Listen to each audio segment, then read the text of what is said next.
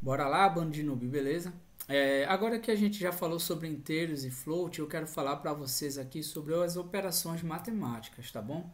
Então vejam bem, aqui eu mostrei que a gente pode imprimir, né, diretamente aqui um cálculo, né? Eu multipliquei o número 1 pelo número 2. Vamos fazer o seguinte, vamos fazer as 4 operações básicas da matemática, tá bom? Então, mais subtração, né? Somar, subtração e divisão, tá bom? Vamos imprimir aqui, a gente vai rodar esse programa e ele vai pedir um número, vamos colocar 5 e 10. E a gente vai ter os respectivos resultados da soma, subtração, multiplicação e divisão. Vamos lá? Olha aí. 5 mais 10, 15. 5 menos 10, menos 5. 5 vezes 10, 50. E 5 dividido por 10, 0,5. Tá bom? Então, a gente pode fazer isso aqui. E também a gente pode fazer as variáveis, certo? Soma, que recebe esse valor.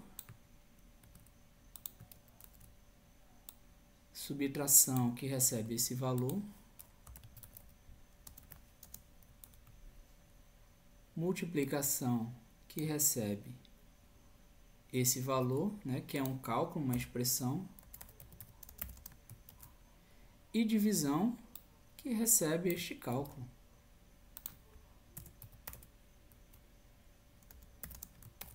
E aqui a gente imprime as variáveis, soma, subtração, multiplicação e divisão. E aí a gente imprime aqui, eu vou colocar os mesmos números para a gente ver que não mudou nada. 5 e 10. Olha aí, 15 menos 5, 50 e 0,5. Certo? Então a gente pode fazer várias coisas, né, e colocar dentro de uma variável, e também a gente pode fazer os nossos cálculos, né, e ela vai obedecer aqui, por exemplo, se fosse vezes número 2 aqui, né? Vamos deixar aqui mais complexo. Vamos apagar esses aqui. E a gente vai imprimir esse cálculo, né? Vamos mudar o nome? Cálculo. Então, o que é que ele deve fazer? Primeiro, esse resultado. Vou colocar um número 3 e criar aqui mais um número, para a gente ver. Segundo a matemática, ele primeiro deve multiplicar e depois fazer a soma, né? Multiplicação e divisão e depois soma e subtração. Então, vamos dizer aqui, vamos rodar o programa, né? O primeiro número vai ser 2, o segundo número vai ser 4 e o terceiro número vai ser 3. Então, 3 vezes 4 é igual a 12 e 12 mais 2 igual a 14. Vamos ver se vai dar esse resultado. Deu erro. Por que deu erro? Sim, eu coloquei aqui calc, né? Era calc. Vamos lá, de novo. 2, 4 e 3. Tem que dar 14, né? Eu disse? Olha aí, 14. Certo? É importante a gente ter esses errozinhos também, porque a gente vê onde é que foi, ó. Se você prestar atenção, ele disse aqui qual foi a linha que deu erro, o arquivo que deu o erro e a linha. Olha aqui, 14. Qual foi o problema? O nome cal não está definido. Então, eu vi aqui que eu coloquei o nome da variável errado, né? E isso é importante, você também entender os erros, que aí, na maioria das vezes, ele mostra onde é que está o erro, certo? E o arquivo onde também está o erro. Então, a gente viu aqui, né, operações matemáticas e que a gente pode utilizar também com float, tá bom? Não é só com os inteiros, com os números decimais também, ok? Então, vamos dar um comment aqui e a gente vai para o booleano, que não é complicado. Booleano. O booleano só tem dois valores, verdadeiro e falso, né?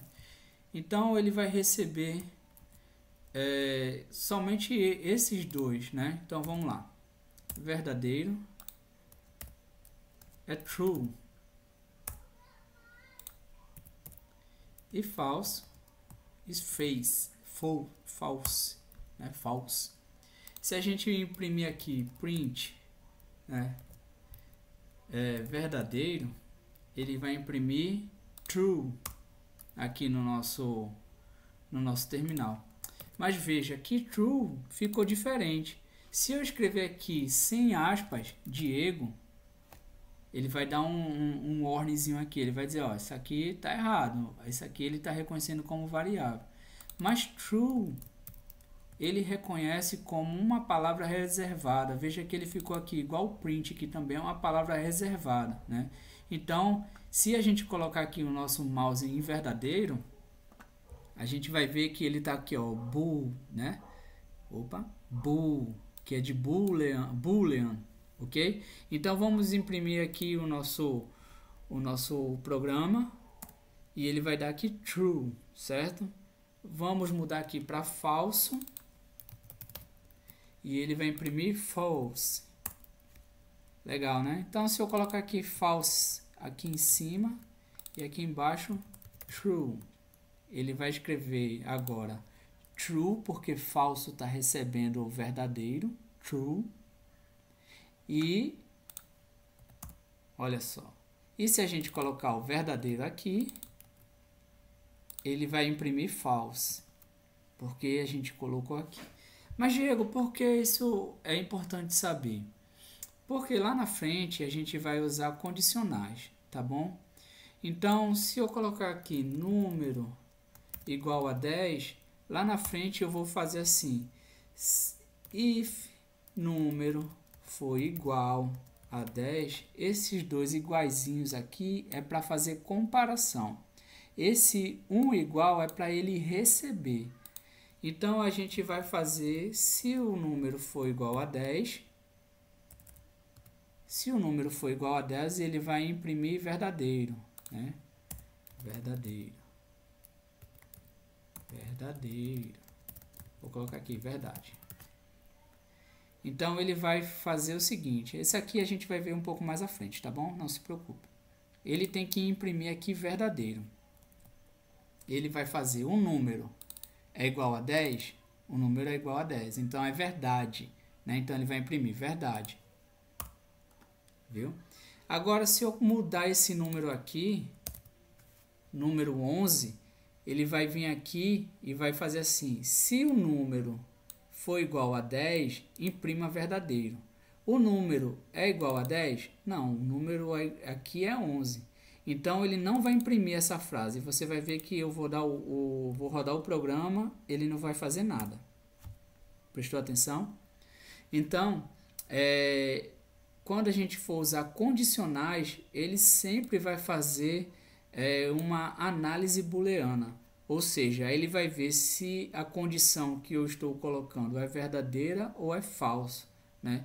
E aí a gente vai poder ver isso quando a gente for estudar a estrutura de condição ou estrutura condicional.